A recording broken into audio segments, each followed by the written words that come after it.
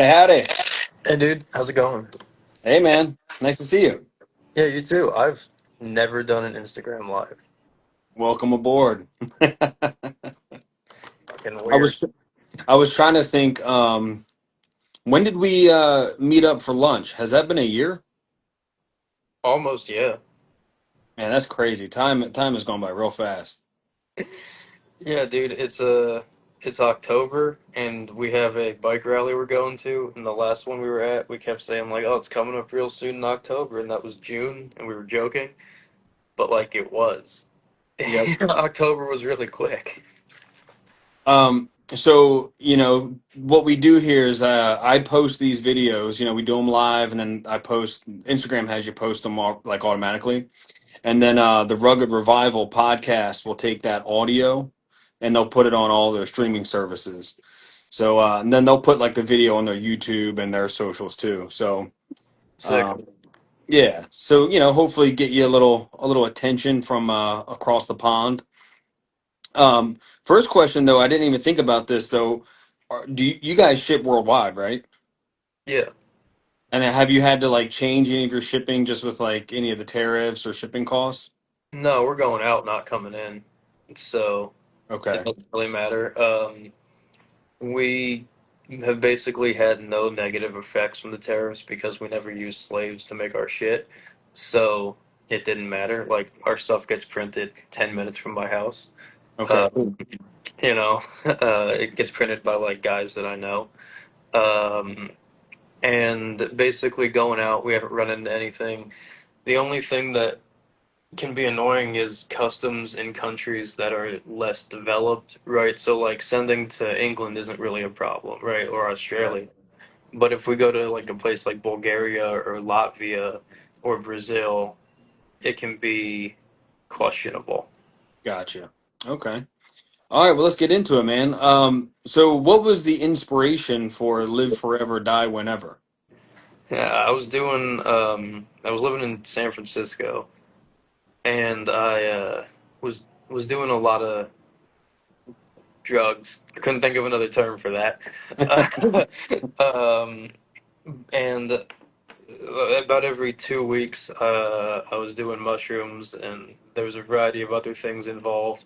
And I started making myself shirts that I thought were funny and that I liked.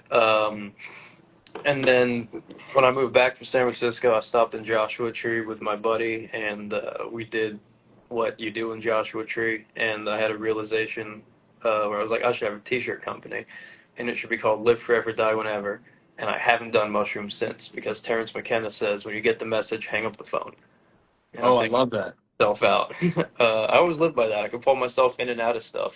Like that's a really good quote. Not for acid because you can't really control that, but for Yeah. mushrooms it is.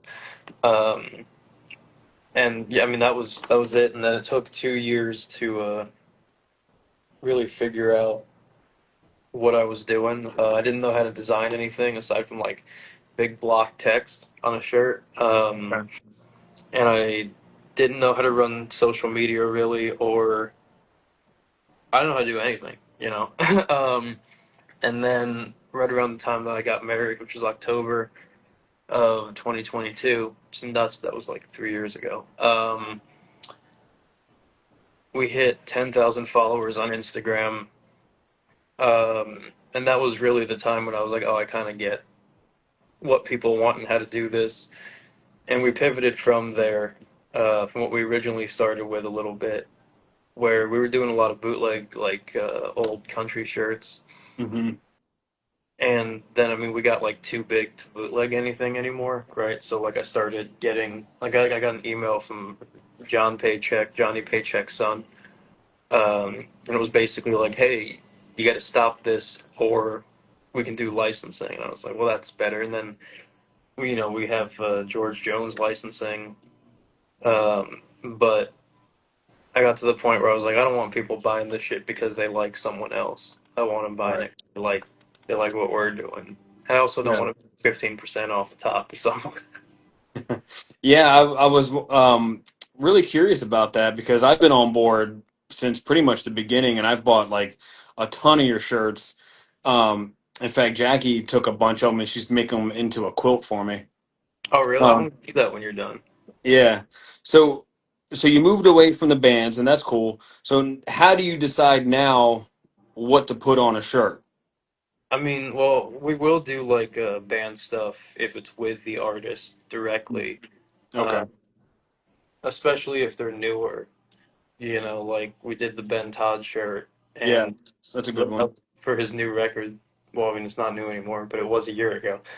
Um, so, you know, like that's a way that we'll do something. But other than that, I mean, we're doing a lot of like biker shit, and most biker shirts come from like either a phrase that sounds cool or a concept that's been around for 60 years, right? So, you know, like I was talking to a designer about doing a shirt, and they were like, "Yeah, we can do like a panhead and a girl and a pile of flame or a pile of skulls and then some flames." And then I sent them a picture of a shirt that we have like in the pipe, and I was like exactly like this one. Yeah, It yeah, was the exact shirt we already had designed. Because most biker shirts, I mean, everyone's done everything. right. Um, you know, how many different ways can you put a motor on a t-shirt? But a lot of what like I do is I think of like a phrase and then try and design a shirt around that phrase. Uh, Hmm. so like right now I have like loosen up in my head and I don't know what it's gonna be yet, but there will probably be a shirt that says loosen up. Or like ass or ass because my tank's full and I'm already high, you know. And that was just a picture that went along with that. Yeah. Uh, you know, a lot of it comes down to something I think's funny or something I think just looks really cool, you know. Yeah, and you know you're representing like a new era of people too. You know, it's like like myself when I go thrifting around here, I can't find old Harley shirts. You know, I like that old school with like the wolf and then like a chopper. You know, Howlett, that kind of thing. You can't really find a whole lot of that out here in the suburbs of DC. Well, if you do find them, they're also going to be $80. Right. Yeah, that too. um, Yeah. like there's more of it around here than there is probably around DC. Because like I grew up Hmm. in DC, and I don't think I ever saw a fucking Harley Davidson inside Yeah. the limits aside from Rolling Thunder. Um, but around Cincinnati and northern Kentucky, there's thousands of old bikers. So you can come across a lot of stuff that is like the first in the line of sales for a vintage shirt. So it's not like been marked up 6 times. Right. I mean, there's a number of brands that I can think of right now that do similar stuff to what we do in terms of, you know, putting biker concepts on the shirt. So I think we all try and update them. There's been a big mix between like old school biker shirts and like super like heavy metal shirts. You know, Right. so like it'll be the motor, but it'll be like the metal font that says something in that very flamey or hard to read font. Um, you know, but I think there's a lot of people like the whole cowboy thing took off really hard, like what Hmm. 5 or 6 years ago. And I generally believe that everything in fashion goes in cycles.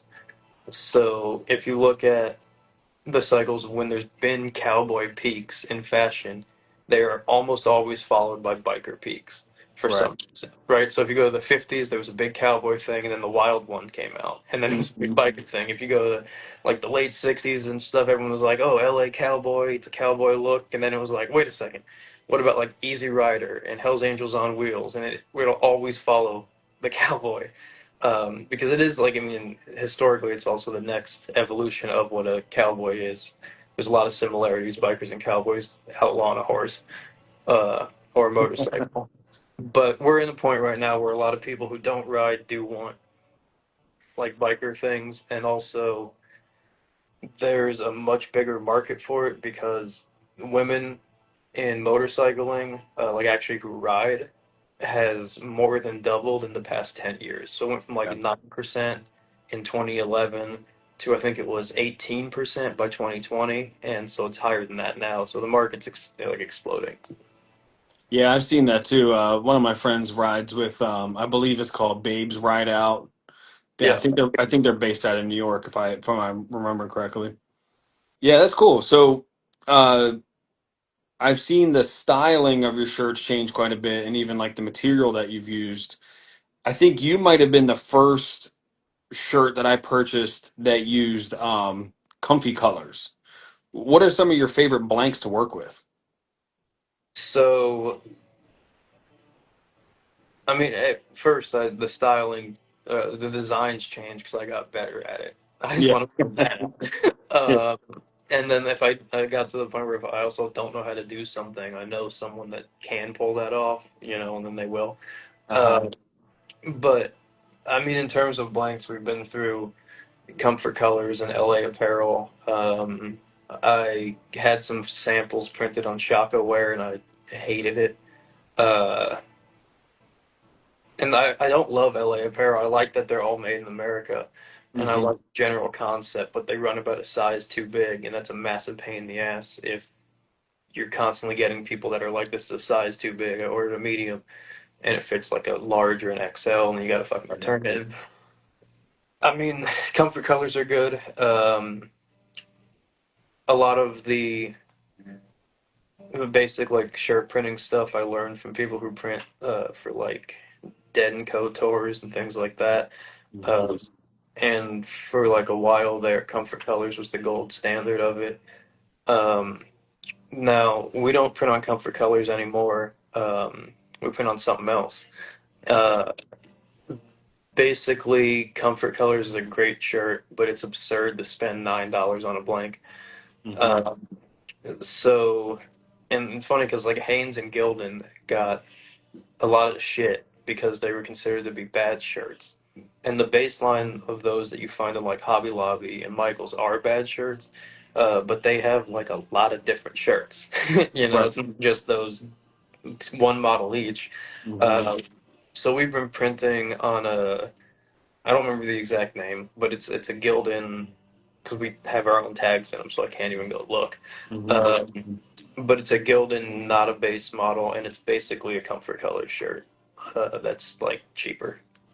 Do you have you also changed the actual like inks and such that you use to print on the shirts too? I mean, that's dependent from print shop to print shop. Um, some print shops are better than others, Hmm. and they do stuff. That I'm not going to pretend that I understand the intricacies of screen printing because I don't. Okay. I've had like this print shop explained everything to me, and I was just kind of staring at the dude like, "That sounds great." You know, I can see your shirts. I can see that they're good. Yeah, yeah. Printed some really complicated shit for us. Uh-huh. Um, but I mean, I believe that like water based is better than not water based. Um, but at this point, I trust this print shop to do what they do, and I don't really ask questions. Yeah, just let them do their thing. What out of your personal collection, what is your favorite shirt that you've ever owned? Um, I do really like this deep purple shirt, but it's not Hmm. my favorite. I have a Chris and Rita shirt, like Chris Christoph and Rita Coolidge. And on the front, that's all it says, and the back says Cuba '79. And it's from the Havana Jam when them and a bunch of other people went down to Havana, Cuba in like the height of fucking communism and played. And I found that shirt. And I've like worn it like 3 times maybe, but I really love it. Um, I have a dead Egypt '79 or like tour shirt when they Oh, went that's to the wild. fucking pyramids. I have a Fillmore East shirt that I love, an Usher shirt. Like those are I bought that for $300 and I looked up how much they go for and I almost shit myself. Uh, because they're like thousands of dollars. Yeah. Um, and I picked up a really cool David Allen Coe 1990 Bike Week shirt recently that I'm a big fan of. Oh, I think you posted that. Yeah, that's cool. That's a That good one, find. that one's for sale. So is the Egypt one. The Chris one isn't, and the Fillmore East one. If that ever goes up for sale, you'll know that we're having money problems. Well, let's hope that I never see it for sale then. Um, Yeah, I don't know, man. Like that shirt is the Fillmore East was only open for like a year and a half, right? And it was incredibly important. And this is like an Usher shirt, so there's like a super finite amount that were ever made. Hmm. Um, so it's more of a historical document than it is like, hey, that's a cool T-shirt. Yeah, that's true too. That's, as a fan of band shirts and like even just my whole life collecting that kind of stuff, it for me it sits more of like you just said, it's a documentary in time. It's bookmarking that moment, and that moment will never happen again.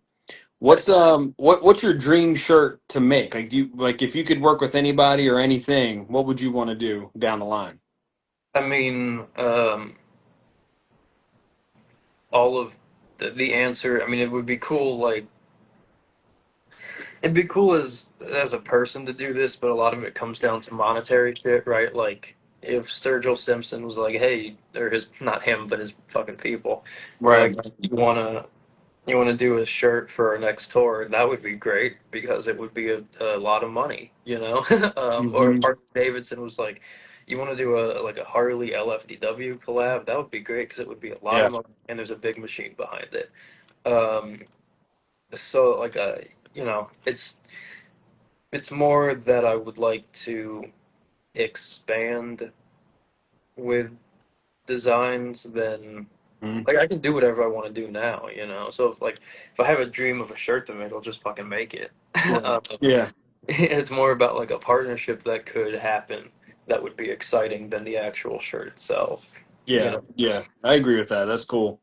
That's like when I dropped my beard oil line, it was really cool to partner with Hardcore Grooming, who works with like, I Hate God and, all these doom metal bands. It was like really sick to see my stuff sitting next to their stuff. It's just like mind blowing. Yeah, but Um, if you wanted to make like a different scent, you could just do it. You don't have to dream of yeah, it. that's right. So at the top of this, you started to mention you have some things coming up. So we're at the end of our conversation. Oh, cool. He froze, and now I'm just here. How do I kill time? Oh, I'm thank back. God. Am I back? Yeah, I was trying to figure out how to kill time. Do you guys have anything coming up, like a show or anything you want to promote? Yeah, when's this coming out? Do you know? I can tell them to put it out as soon as possible. It's fine. This weekend we're gonna be in Germantown, Kentucky, at the Germantown Hoedown, which is a bike rally. It's the first one run by a guy that I know. Um, at the end of October, we're doing our calendar shoot. Um, if you're anywhere around northern Kentucky, it's at Southgate House in Newport. It's an old church, and we're bringing bikes into the main room, and we have a number of models and photographers. And we're going to swap all the fucking bikes around and take pictures, and some of them end up in the calendar, some of it'll be in the magazine, some of it'll be on social media. But if you bring a bike and it goes inside, you'll definitely get pictures. The only thing with the bikes is like we're not shooting the 2019 Road King, so that's not getting inside. It has to be custom or vintage, so like 2004 is pretty much the cutoff. If it's stock, it's before 2004 by like a long shot. If it's stock, it better be from like before the Evo came out. Right. Um, but like that's gonna be fun. And then we'll have more stuff coming up in the spring that is not announced yet.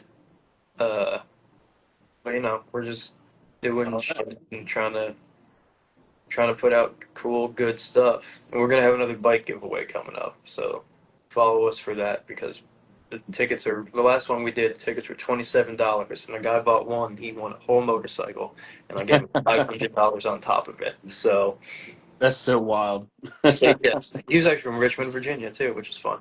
Oh wow, Um, but stay tuned for that because the bike giveaways are good, and this bike's better than the last bike. that's awesome.